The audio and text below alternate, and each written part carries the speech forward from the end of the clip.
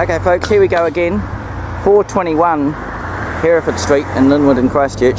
So that's the cabbage tree, and that's the tree next door, next to the lamppost or power pole. Here's something that's not actually wrong as such.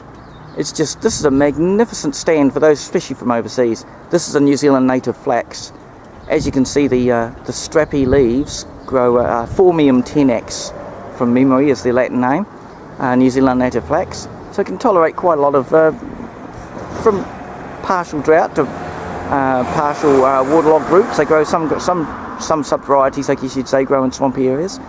And as you see, you got about 2.5 metres of the strappy leaves, and then we've got these flower stalks, and as you see, they come up, what would that be, 3.5 metres or so, so about another 1.5 metres above the leaves.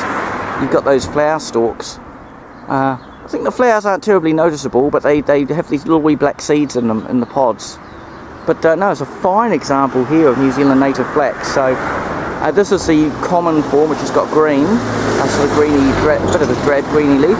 There is actually yellow variegated versions, and there's bronzy red versions, and there are dwarf versions. So some of the dwarf versions and the dwarf versions tend to be, well, not quite so vigorous. Whatever, they stay to about 1 metre high.